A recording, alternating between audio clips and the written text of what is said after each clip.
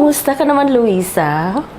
Balita ko, nakatanggap ka raw ng mga regalo ng mga bulaklak at saka chocolate sa manliligaw mong cleaner. Ew! Ano ka ba, Shaina? Ang aga-aga, inaasar mo na naman ako eh. Ano ka ba? Sweet naman yung tao eh. At saka, ang bait-bait niya sa'yo. Bakit? Mahirap pa kahanap ng ganung klaseng lalaki, ah? Si Joseph, talagang, pag ako lang niligawan niyan, talagang, naku, wala na talaga akong padalos-dalos. Oo na agad ako, kasi hindi lang siya mabait, gwapo pa. Shaina, ano ka ba? Bigyan mo naman ako ng standard, no? Ibabagay mo na lang ako dun pa sa janitor na yun. Naku, naiinis na nga ako eh. Araw-araw na lang nagbibigay ng kung ano-ano. Sa palagay mo ba, sasagutin ko yun? Of course not. Huwag ka naman ganun, sis. Alam mo, Luisa, dapat tanggapin mo siya. Kasi, binata yun. Alam mo, maraming mga manluloko dito, no? Nagsasabing binata, tapos may asawa pala. Naku. Ano ka ba, girl? Whatever. Pero, hindi ako nababagay sa kagaya ng janitor, no? Ano na lang ibubuhay sa akin nun? Nowadays, kailangan na natin maging wais, no? Alam mo, girl, ang gusto ko, kagaya ni Sir Mark. Diba? Ang gwapo, mabango, may-ari ng kumpanya. Wala na akong hihingin pa.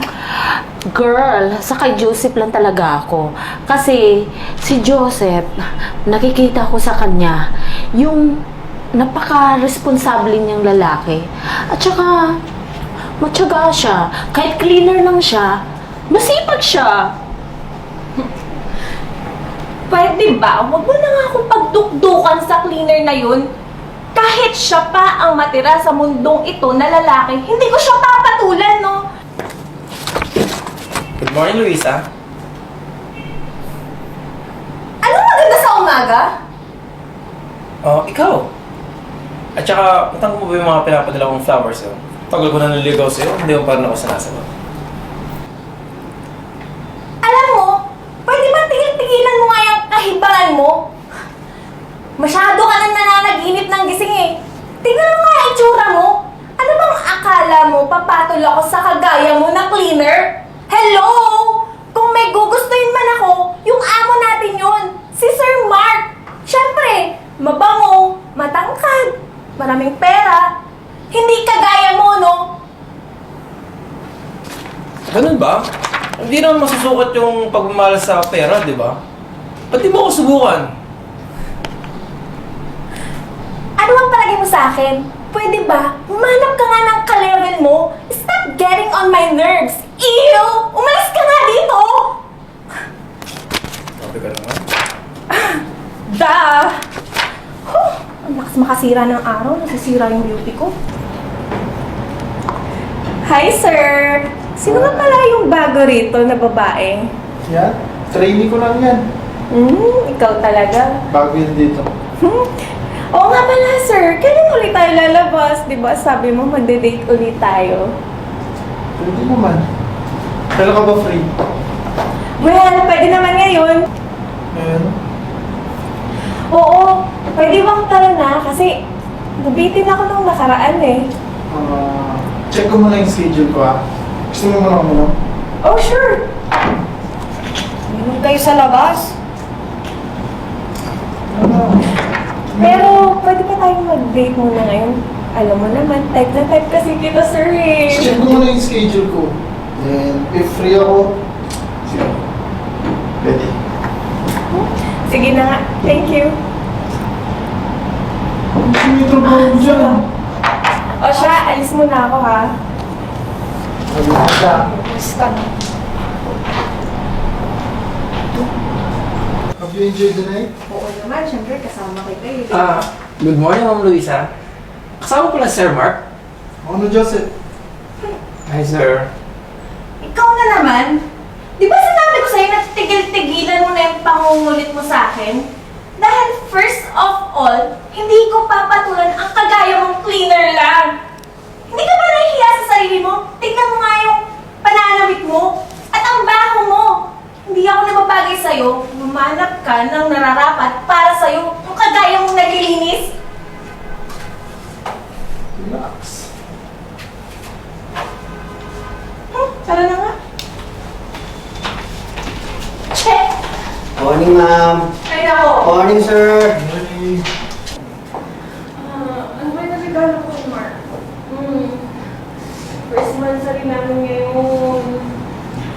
Alam ko na. Okay ka naman. Ikaw. Mark! Bakit kayo magkasama ng babaeng yan? Saan kayo galing? Nilalandi mo rin ba siya? Unang-una sa lahat, kung alam mo lang, jowa din ako ni Mark. Hindi mo alam, tinututime ka niya. Bubita ka kasi. Kaya siguro, yung utak mo napunta na sa harapan mo. Wala nang natira sa utak mo. Hindi mo alam. Oh, really? Kaya pala, nagustuhan din ako ni Mark. Pero wait nga! Manloloko ka! Ikaw yung manloloko. Bobo ka kasi. Kairita, ha? Landi. Ikaw kasi. Tara na.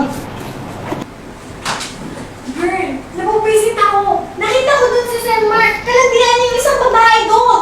Nakita ko silang dalawa magkakabay pa. Ang kapal ng mukha. Hindi ko deserve to.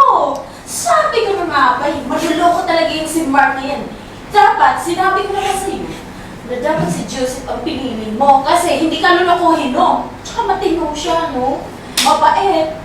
Sisi, hindi ko naman yung na-expect eh. Nadala ako sa mukha niya. Sa bulsa niya. Napabaho siya. Yan na Oh pala my yung God. si Joseph, oh. Hi. Joseph. Pwede bang mag-usap muna tayo? Pwede bang ligawan mo ko uli? Boss, yung jacket mo baka nilalamig ka na. Ano? Boss? Boss mo to? Totoo. Tama yung mga narinig. I'm the president and CEO of this company. Pero, tinetest ka lang namin and I don't think na deserve mo yung pagmamahal ko.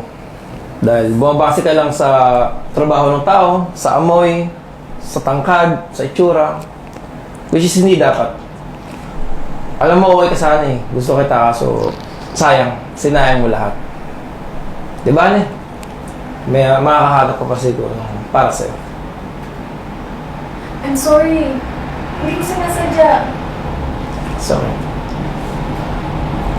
May appointment ka pa, boss. Tara na. muna na ako. Bakit ganun? Oh my God, girl! Hindi ko deserve to! Shucks! Ito sabi ko naman sa'yo, di ba? Huwag kang maging judgmental. Better not next time. Girl,